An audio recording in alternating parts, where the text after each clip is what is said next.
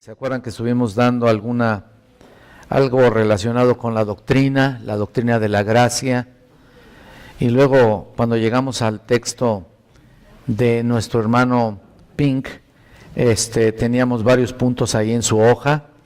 Vimos que la gracia es la única fuente de la cual fluye la voluntad, el amor y la salvación de Dios para los escogidos.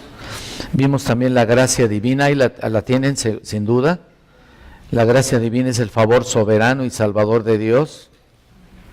Y luego también vimos que la gracia y las obras no pueden mezclarse, como tampoco la luz y las tinieblas. Y luego también vimos que la gracia divina tiene tres características. Ahí en primer lugar es eterna, vimos que en segundo lugar es gratuita, vimos que en tercer lugar que es soberana. Y bueno, llegamos al punto de la gracia, al ser un favor inmerecido, ha de ser concedida de una manera soberana. Y ahí quiero solamente puntualizar algunas cosas que son importantes. ¿Se acuerdan que estábamos hablando del texto de Efesios 33:19 que dice: tendré misericordia del que tendré misericordia? Y realmente este es un tema que vamos a estar hablando el día de hoy también en la predicación, muy importante, porque nos ha dado, el mismo texto nos está llevando prácticamente de la mano, ¿no? Entonces vemos que si Dios mostrara su gracia para con todos los descendientes de Adán, bueno, aunque parece que yo estoy hablando de la predicación de la semana pasada, ¿no? Pero no es así. Sin embargo, aquí lo tiene también el hermano Pink, ¿no? Cómo nos unifica, ¿no? También en un mismo criterio, también nos da la misma idea de lo que vamos a hablar, de lo que hemos estado hablando incluso en la predicación. Cuando dice: tendré misericordia del que tendré misericordia. Y él dice que si Dios mostrara su gracia para con todos los descendientes de Adán, estos llegarían enseguida a la conclusión de que Dios estaba obligado, ¿se acuerdan que les dije? Dios estaba obligado a llevarles al cielo como compensación por haber permitido, fíjate nada más, por haber permitido que la raza humana cayera en pecado. Qué loco pensamiento, ¿no? En todo caso, si de verdad fuera eso, ¿no? Y dice aquí él: pero el gran Dios no está obligado en ninguna manera para con ninguna de sus criaturas, y mucho menos hacia los que son rebeldes. ¿No es cierto? Ahí está el punto. ¿Se acuerdan que estábamos viendo por eso quise que viéramos las diferentes manifestaciones de la gracia: gracia común, gracia soberana, gracia preeminente, etcétera, etcétera. Entonces vimos las diferentes formas y las diferentes maneras que opera la gracia hacia el ser humano. Entonces, y muchas veces podemos descubrir aquí que la gracia, como estamos viendo, ha de ser concedida de manera soberana. Finalmente Él es el que la otorga, Él es el que la da, Él es el que la provee, y por supuesto, y si no la provee para otros, bueno, de todas maneras hay una gracia común, ¿no? Hay una gracia común en la cual todos los seres humanos disfrutamos de los beneficios maravillosos de Dios, en todos los sentidos, en nuestra vida misma, en nuestra manera de vivir, comemos, respiramos, somos felices. Cuando menos, digo, los impíos son felices a su manera, ¿verdad? Es la verdad. Ya sabemos que la verdadera felicidad, pues, es solamente con Cristo. ¿Cuál otra cosa? ¿Qué otra felicidad puede haber, no? Obviamente sin Cristo estábamos, ¿qué? Perdidos, sin esperanza y sin Dios. Imagínate nada más qué tipo de felicidad, ¿no? Pero nosotros, cuando estábamos sin Cristo y sin Dios y sin esperanza, pues nos armábamos las cosas de tal manera que pues pudiéramos tener felicidad a nuestra forma, ¿no?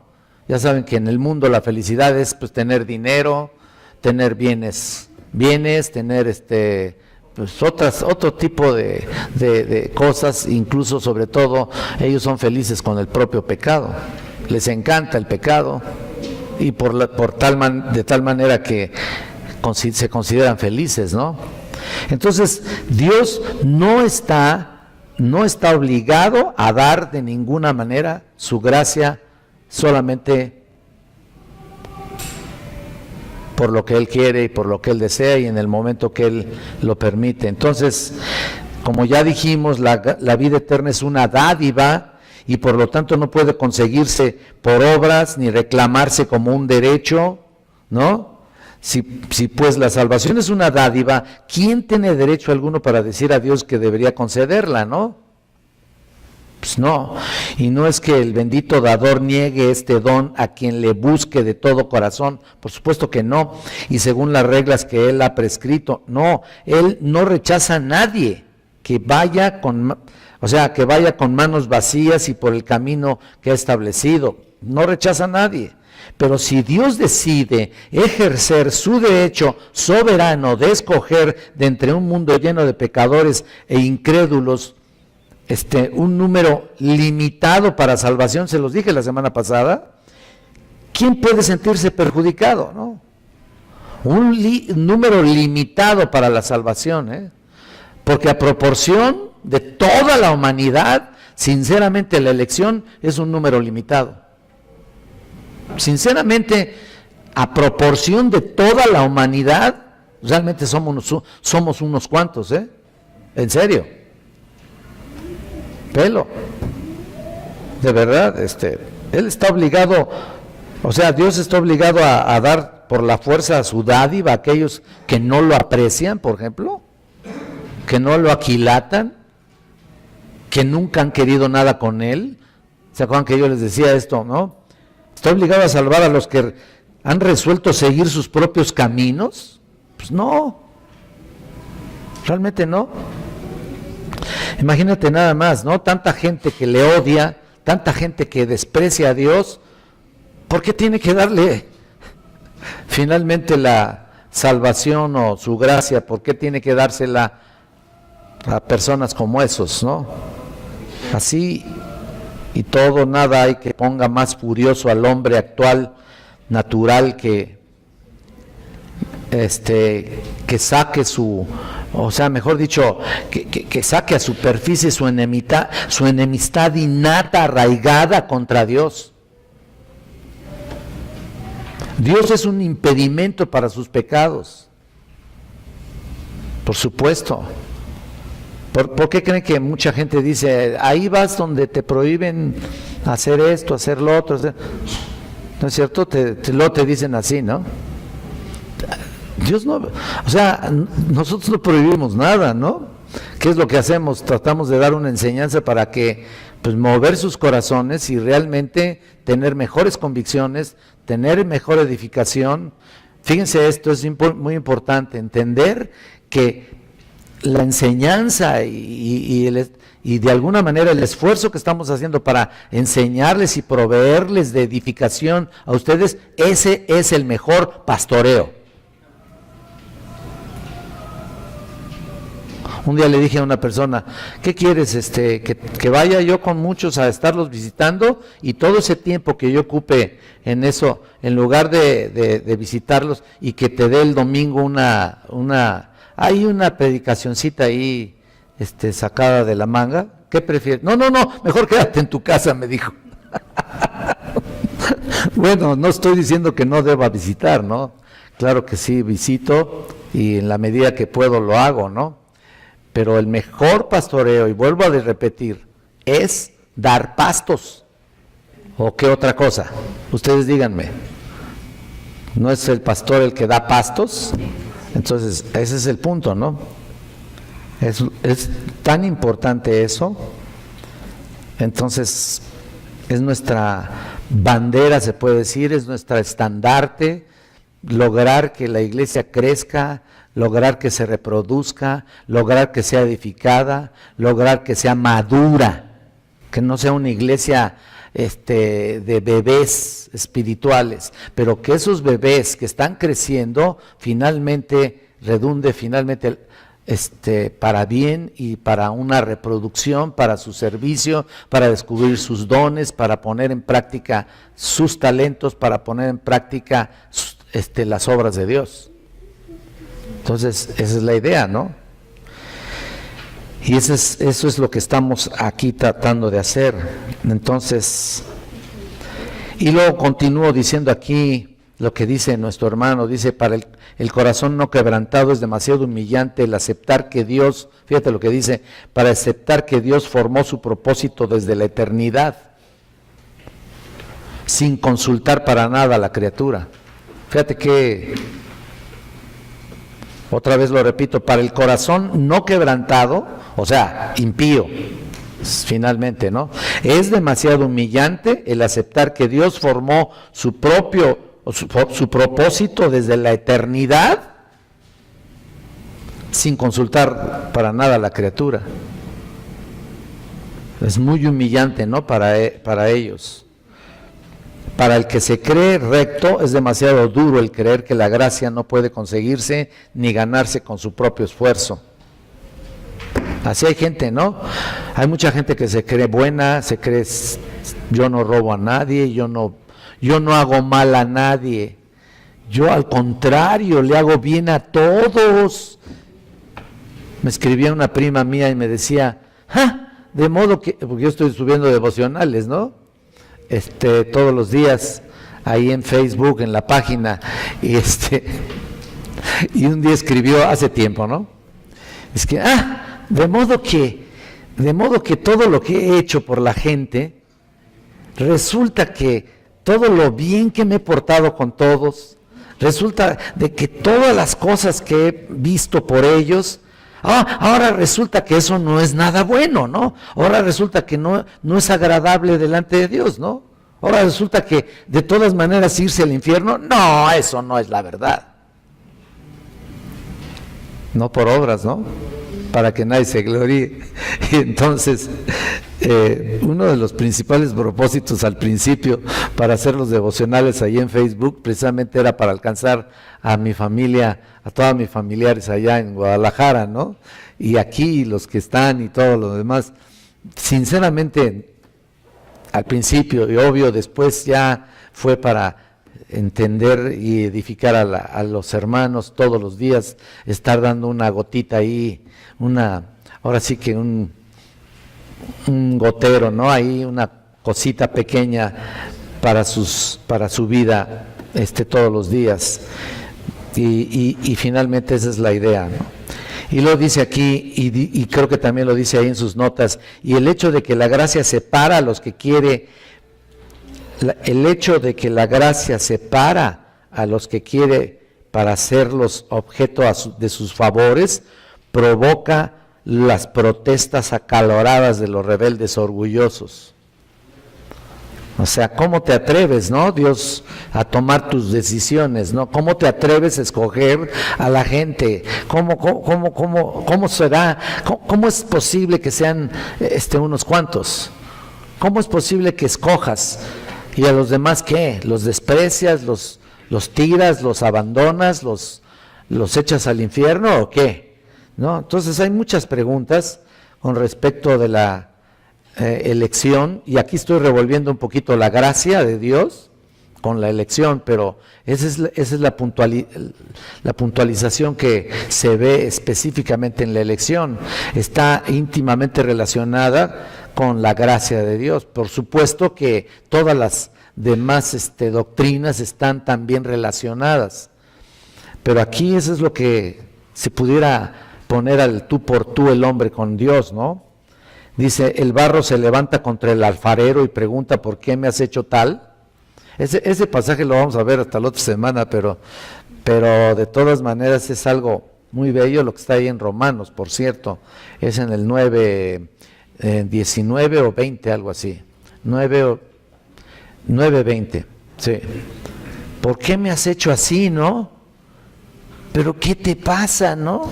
¿O por qué no has escogido a mis familiares que son tan buenos? A mi abuelita que era tan linda, tan buena, iba a misa todos los días. Y así tengo gente ahí en Guadalajara, ya saben que la gente de provincia, pues sobre todo en Guadalajara, son muchísimos. Sí saben que lo que son mochos, ¿no? No mochos de que les cortan un brazo, ¿no? Sino, no lo entiendas así, José Antonio. ¿Qué pasó? Sí, dime. Entonces, ¿qué explicación puedes darle a la gente si te preguntan el por qué a él sí y a mí no? Buena pregunta. Buena pregunta. Cuando llegues a mi clase de teología, te lo voy a responder. Cuando llegues a la elección, por cierto, no alcancé a darles la elección ahí, se las debo. Sí, es importante ver solamente una cosa yo lo resumo muy rápido en un solo concepto. Dios te eligió antes de la fundación del mundo, ¿no? Ya tiene a sus elegidos antes de la fundación del mundo.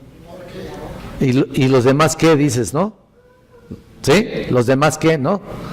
Los demás ya iban por donde iban. ¿A dónde íbamos todos? No escogió a unos para salvación y a otros los escogió para condenación. Eso no es cierto. Simplemente escogió a unos. Punto. Ya. Por su gracia, por su soberanía. Punto. Son conceptos de los cuales pues no podemos nosotros alegar con Dios. Él es soberano y lo hizo para su gloria, punto. Hay cosas muy difíciles de comprender entre la elección y la condenación, o en otras palabras, sencillamente la elección. Él tuvo misericordia de todos los seres humanos, pero a unos los escogió para su salvación. Punto. Ahí se acaba la historia porque no hay más respuesta.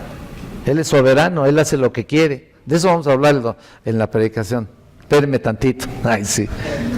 Aquí en la letra F, ¿no?, que nos pusiste, dice: la gracia distintiva de Dios se muestra al salvar a los que Él, en su soberanía, ha separado para hacer sus predilectos. Es en la anterior, ¿no? En la hoja anterior, ¿no? Qué bien que la conservas, Andreita. La F. Tú sí la sabes conservar.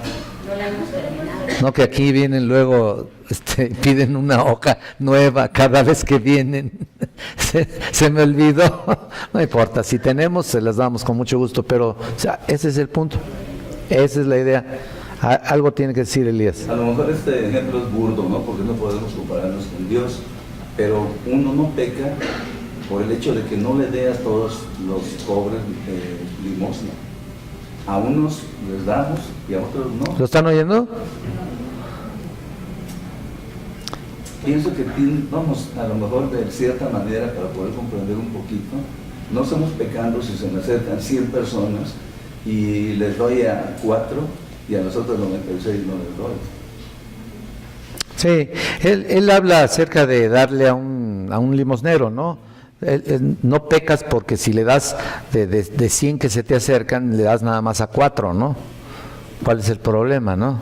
Está poniendo este ejemplo, aunque sí es medio burdo, sí te diré, no deja de ser medio burdo, pero de todas maneras está bien, porque tú así lo ves, qué bueno, ¿no? Y aquí la idea es simple y sencillamente, Él es soberano, ya. Vamos a ver el siguiente punto de esa hoja anterior. Vean que la gracia distintiva de Dios se muestra al salvar a los que Él, en su soberanía, ¿lo estás viendo? ¿Y lo puse como F? Sí, F. F. Yo te decía que en la doctrina, en la hoja pasada, pero no me acordé que los había numerado como... Ok. Ahí está respondida tu pregunta, José Antonio. En su soberanía ha separado para sus predilectos. Obvio que, mira, cuando dice predilectos, parece como, pues parece, fuera fuerte, porque realmente es como decir a los otros los desprecio. Ahorita vamos a ver también en la predicación. ¿Se acuerdan ustedes que hablábamos en la predicación pasada de cómo ahí está la elección de Dios? Cuando Abraham cuando tuvo 2 hijos, el primero Ismael y el otro Isaac, ¿a quién escogió? a Isaac, a Ismael, ¿qué? Pues hasta Sara le dijo, dile que se vaya, ¿no? ¿Se acuerdan? Y luego también, ¿qué pasó? Isaac tuvo otros 2 hijos, Jacob y Esaú. A Jacob amé y a Esaú, ¿qué? ¿Quién se va a poner a alegar con él, no? Pero, hermano, no, deme ese telefonito. Hay que poner la muestra, hermano. Entonces ahí está el punto. Por distintiva, o sea, entendemos eso, entendemos la gracia que distingue, que hace diferencia, que escoge a algunos y pasa por alto a otros. Esa es la idea. No que no los escoja en sí o que los mande al infierno. Pasa por alto. O sea, simple y sencillamente los deja ir hacia donde se dirigían. ¿Dónde se dirigían todos? Al infierno. Para allá ibas tú. Si no ha sido por la gracia, tú y yo estuviéramos perdidotes, pero en serio, todos los que estamos aquí. Nos escogió desde antes de la fundación del mundo. ¿Tardaste? Pues sí, ¿no? ¿Quién puede decir lo contrario? Pues todos nosotros tal vez nos estuvieron hablando del evangelio y no nos caía el 20, como decimos, ¿no? No nos convencía nada, ¿no? Hasta que llegó un momento específico en que Dios tocó tu corazón. En su tiempo, en su momento, el Señor en su gracia te sacó del pecado, te sacó de las tinieblas, te dio la vida eterna, te da la vida eterna en el momento de la salvación. O sea, potencialmente ya tienes vida eterna, por supuesto. No hasta cuando muramos y hasta cuando estemos en la presencia de Dios ya tenemos la vida eterna ahí. No, desde este momento ya vivimos la vida eterna. Entonces, prácticamente estamos salvos. ¿Somos salvos de qué? Salvos de la condenación. Por cuanto todos pecaron, están destituidos de la gloria de Dios. Entonces el Señor nos sacó de ahí. Fue esta gracia la que sacó a Abraham de entre sus vecinos idólatras. Acuérdate, mira, ninguno de ellos, como nosotros, merecía la salvación. Abraham, ¿qué era? ¿De dónde lo sacó? De Ur de los Caldeos. Era una raza de idólatras.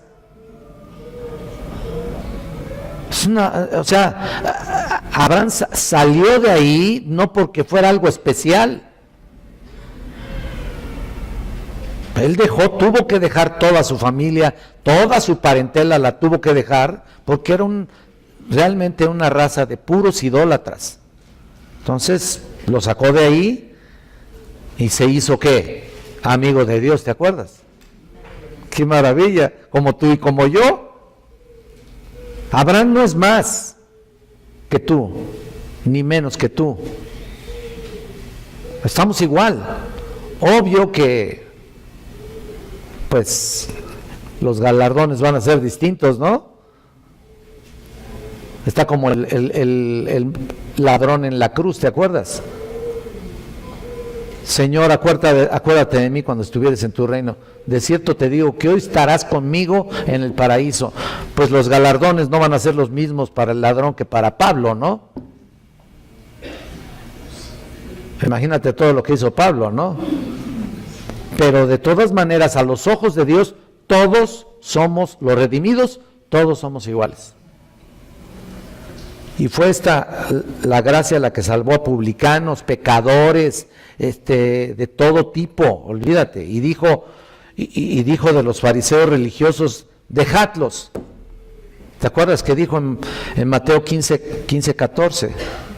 La gloria de la gracia gratuita y soberana de Dios, dice Pink aquí, brilla de manera visible más que en ninguna otra parte, en la indignidad y diversidad de los que la reciben.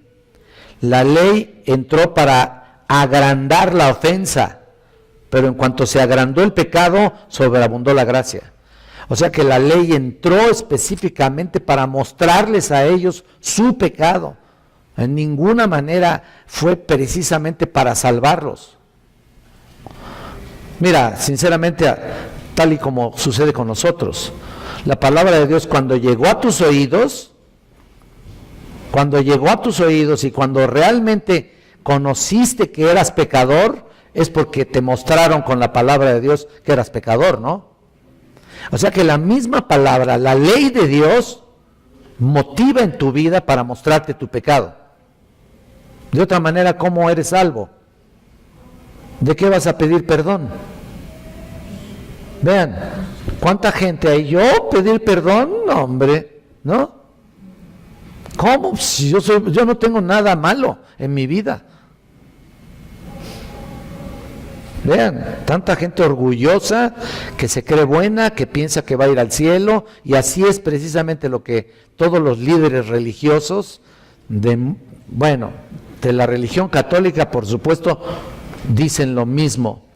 Y de muchas iglesias cristianas les hacen, cristianas, entre comillas, les hacen creer que ellos ya tienen la salvación, simple y sencillamente porque están asistiendo ahí. O porque llenan una tarjeta, ya lo hemos visto, porque pasan al frente, o porque dicen 2, 3 palabritas y ya creen que son salvos. Bueno, ni siquiera les dicen que recibieron la salvación. Simple y sencillamente, ya eres cristiano. Acepta a Dios. Acepta, ya aceptaste, ya la hiciste, ¿no? Qué barbaridad. Para nada. ¿Qué dice Romanos 5? Aquí, Romanos 5:20, lo que estamos viendo aquí. Pero la ley se introdujo para que el pecado abundase. Y yo creo que así como sucedió con los judíos, yo quiero decirles, aunque tenemos un pacto distinto, aunque no somos la continuidad de los judíos, no somos la continuidad de Israel, eso no es así la iglesia. La iglesia y los judíos tienen 2 pactos completamente distintos.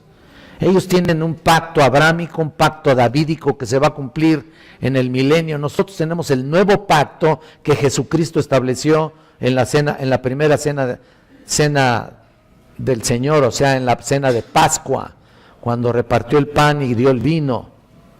Este es mi cuerpo que por vosotros, etcétera, ¿se acuerdan? Entonces ahí se comenzó prácticamente el nuevo pacto y se consolidó en la cruz del Calvario. Ya estamos ahí, pero para los judíos no, para los judíos se consolida a través de la anunciación, ¿no? De las promesas. Ya hemos hablado acerca de esto con Abraham, con Isaac, con Jacob, con todos estos patriarcas, pero finalmente se va a consolidar ¿cuándo? Hasta el milenio. Ahorita no, pero aún la palabra de Dios misma, la misma palabra de Dios significó lo mismo para ellos que para nosotros. Tú no puedes estar queriendo cumplir o queriendo aparentar ser cristiano cuando no tienes ningún tipo de fruto de arrepentimiento. Cuando nomás eres asistente a una iglesia, no, y perdón que diga, pero no sirves para nada, perdón, pero ¿qué estás haciendo? Alimentando, llenando ahí tu cerebro. Y a lo mejor no entiendes, pero ahí lo estás alimentando, ¿no? ¿Y qué pasa? ¿Ya crees que eres cristiano? No es así. Entonces, ¿qué pasa? Cuando la palabra de Dios no ha señalado tu pecado para que te arrepientas, entonces quiere decir que hay una barrera ahí, no solamente que tú has permitido, o quizá ni siquiera seas elegido, ¿no? La misma palabra ha significado tanto para ellos de señalar su pecado como para nosotros en este tiempo.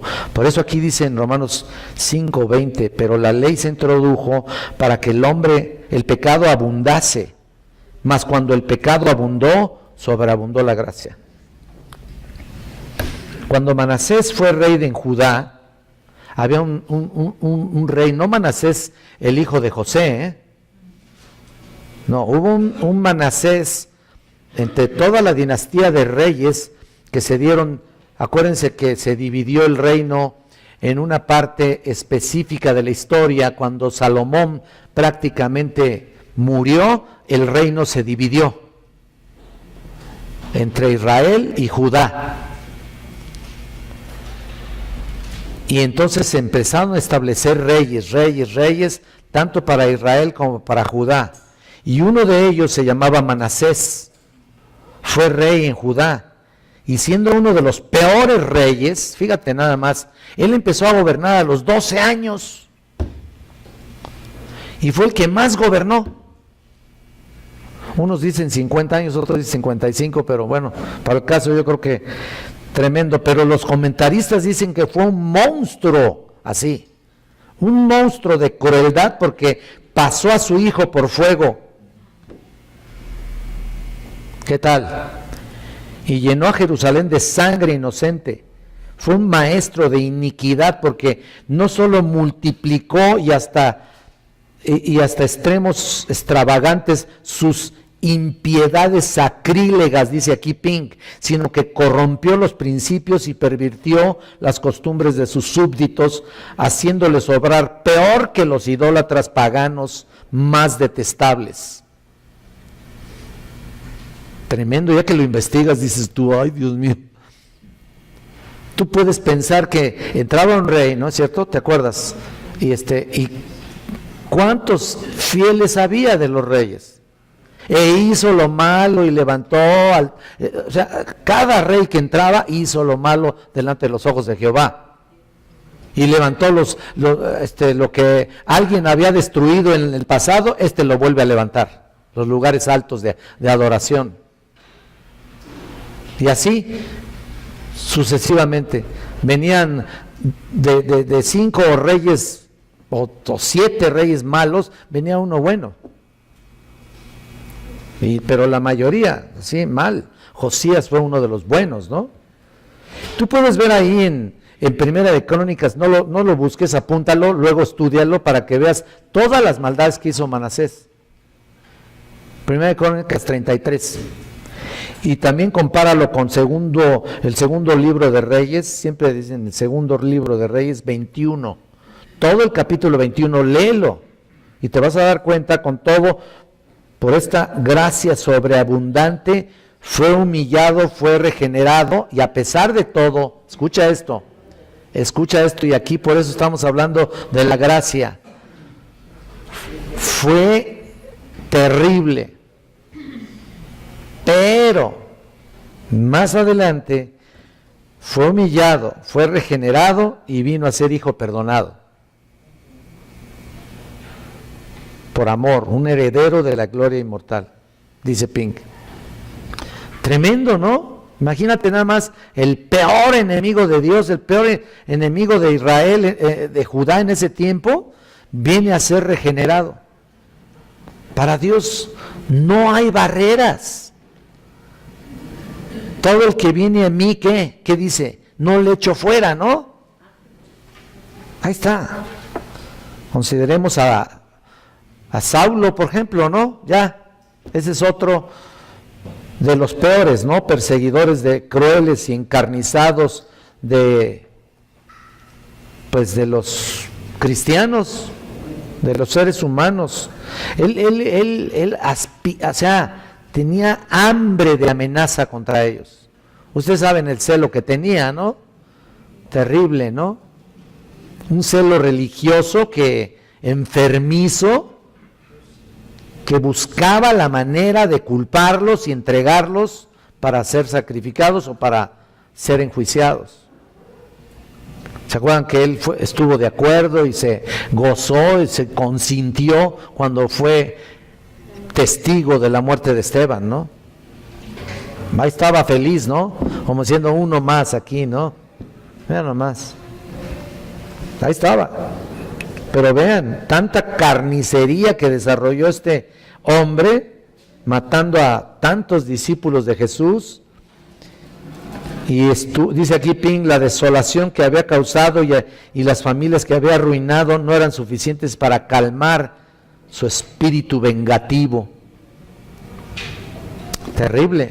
Eran solo como sorbo que lejos de saciar al sabueso, dice así Pink, le hacía seguir el rastro más cerca y suspirar más ardientemente por destrucción, para destruir a los cristianos. Estaba sediento de violencia y de muerte, y tan ávida, insaciable era su sed, que incluso, ¿te acuerdas que decía ahí, respiraba amenazas de muerte? ¡Wow! Hechos 9:1. Aún respiraba ahí. En Hechos 9 prácticamente fue su conversión. ¿Tú recuerdas?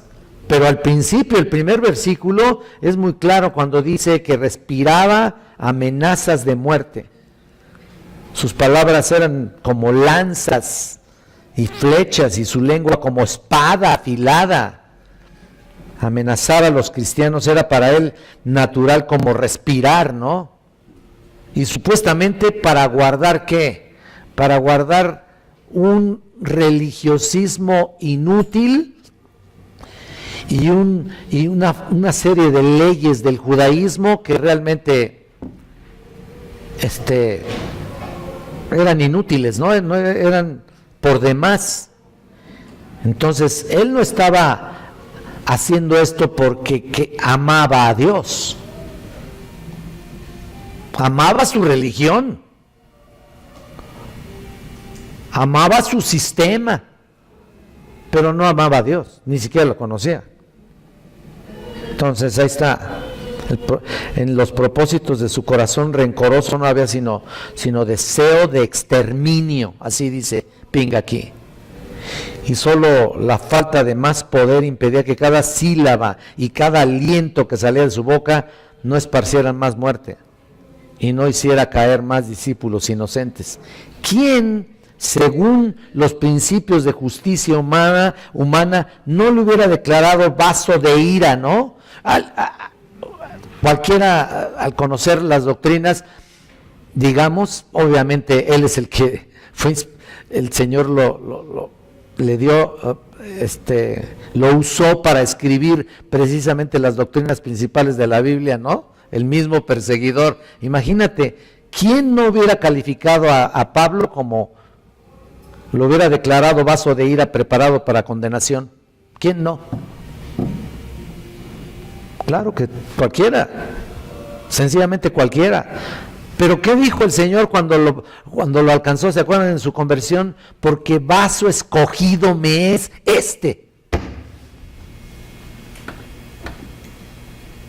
instrumento escogido me es Qué bárbaro, o sea, lo ilógico, Dios lo vuelve lógico. Dios lo hace espiritual y lo vuelve maravilloso para su gloria. Que quede bien claro, es para su gloria. Más aún dice, ¿quién no hubiera llegado a la conclusión de que para este enemigo implacable de la verdadera santidad estaban reservadas forzosamente las cadenas más pesadas y la mazmorra más oscura y angustiosa? Claro, claro que sí. Y no dudo que muchos creyentes genuinos, verdaderos, hubieran deseado eso, ¿no? Aunque cuando fue el despertar de la iglesia, ni siquiera hubo nadie que haya hablado mal de él, a pesar de lo que fue. Solamente cuando le dijo a Cornelio, no ve porque, oye, pero el que acosa a la iglesia, ¿quieres que vaya a ver a ¿Pero cómo? Vete a ver al capo de ahí de Morelia, porque quiero que lo vayas a ver. A ver, Jorge Salazar, lánzate a Morelia a ver al capo ¿no? ¿Cómo es posible? Pues te manda el Señor, ¿no? Y ahí vas, y entonces hay un cambio maravilloso en su vida, increíble, injusto para los ojos de muchos, ilógico para nuestro concepto humano y nuestra mente limitada y finita. No puede ser. Bueno, pues tú ya sabes cómo Dios utilizó a Saulo, que después le tuvo que cambiar el nombre a Pablo, ¿no? Otro ejemplo tiene aquí Pink. La maldad de los corintios era proverbial, dice él. Algunos de ellos se revolcaban en el cieno de vicios. Fíjate lo que dice aquí él. Y por supuesto, dentro de las investigaciones de cómo eran realmente los corintios, seguramente abarcó, o mejor dicho, investigó de tal manera como los describe aquí. Fíjate que dice él que se revolcaban en el cieno de vicios tan abominables y estaban acostumbrados a actos de injusticia tan violentos que eran reprochables incluso por la naturaleza humana. ¿No te acuerdas que dice que los fornicarios ni aún se nombra entre los gentiles? Ni siquiera entre los gentiles se había nombrado. Tremendo, ¿no? Entonces, terrible sus abominaciones, ¿no? Con todo, aún estos hijos de violencia, estos esclavos de la sensualidad, fueron lavados, santificados y justificados. 1 Corintios 6, del 9 al 11. Lavados en la preciosa sangre del Redentor. Lo ilógico se vuelve lógico por la operación poderosa del Espíritu Santo. Justificados, fíjate, lavados por la sangre del Redentor. Pink dice, santificados por la operación poderosa del Espíritu bendito y justificados por las misericordias infinitas y tiernas del buen Dios. Los que en otro tiempo eran aflicción de la tierra, fueron hechos la gloria del cielo, la delicia de los ángeles, dice él. ¿Cómo lo describe, no? Miren, a veces un lenguaje así, uno tiene que estarlo releyendo así para medio comprenderlo, ¿no? Y es una delicia poder ver la forma en la que lo describen, ¿no? Todo este lenguaje que él utiliza. Vamos a ver el otro punto que tienen ustedes ahí. La gracia de Dios se manifiesta en el Señor Jesucristo. ¿Lo tienen? Se manifiesta el Señor Jesucristo por Él y a través de Él. Y hay una cita ahí de Juan 1:17, no sé si la tengan, pero si no, apúntenla, porque la ley de Moisés fue dada, mas la gracia y la verdad por Jesucristo fue hecha. Uno muestra la ley y por este lado Jesucristo es el que muestra la gracia. Ello no quiere decir que Dios hubiera actuado sin gracia para con nadie antes de su Hijo, que su Hijo encarnara. O sea, en otras palabras, la ley incluso fue dada con un propósito, y recuerden ustedes, como yo les he dicho y les he mencionado, que definitivamente la gracia de Dios siempre ha sido, todos han sido salvos por gracia desde el principio. ¿Por qué? Porque nadie merecía la salvación, nadie merecíamos nada. Entonces, por lógica, entendemos que todos los que hemos sido salvos a través de la historia de la humanidad, hemos sido salvos por gracia. Aún la ley de Dios fue dada por gracia. Oye, ¿por qué? Pero si eso no salvaba a nadie, pero mostraba tu pecado. ¿Y sabes qué? Mostrarte tu pecado también es por gracia. Porque si no, entonces, ¿de qué nos hubiéramos arrepentido? Como dije hace un momento. Ahí está el punto, ¿no?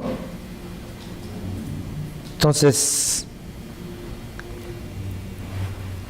ustedes pueden ver varios pasajes.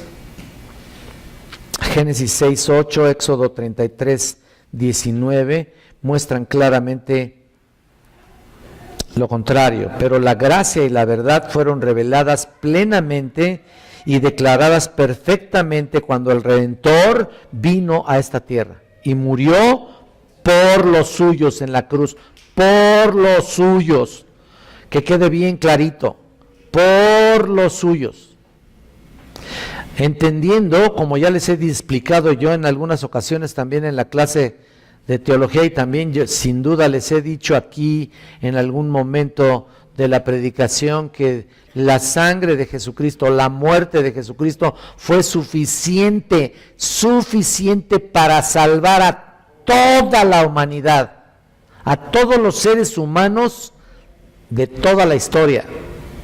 Fue suficiente, pero fue efectiva solamente para los escogidos. Cristo vino a salvar a todos, pero su sangre fue efectiva solamente para los escogidos. Difícil a veces de entender, les quiero decir que no entra dentro de nuestra lógica humana. No. Precisamente Dios actúa de una manera en la que enloquece a todos los sabios y entendidos. Mira, lo sabio de este mundo es insensatez para con Dios. ¿No es cierto? Cualquier cosa lógica, a ellos sí le entienden. Pero para Dios, o sea, esos son tonterías en cierto sentido, porque finalmente la obra maravillosa de Dios y todo su pensamiento divino es insensatez para los que se pierden. Punto. Vamos al último punto. Dice que la gracia de Dios fluye para los elegidos. No es el último, falta otro más ahí. Para los elegidos, sus elegidos. Solo a través de Cristo, por el mediador, dice que mucho más abundó la gracia de Dios a los muchos y el don por la gracia de un hombre, Jesucristo. Mucho más reinarán en vida por Jesucristo a los que reciben la abundancia de la gracia y el don de la justicia. La gracia reine por la justicia para vida eterna por Jesucristo nuestro Señor. Lo puedes ver en Romanos 5, todo esto que dije, Romanos 5, 15 al 17 y también te vas hasta el 21. Entonces, bueno, podemos abundar mucho más en estos conceptos y ¿qué? Aunque me falta nomás un punto, pero le vamos a parar aquí, ¿no? Para respetar lo que hemos dicho. Nos falta el punto nada más de la gracia de Dios es proclamada en el Evangelio. Ok, vamos a orar y vamos a preparar nuestros corazones para el servicio de esta mañana. Así que oremos.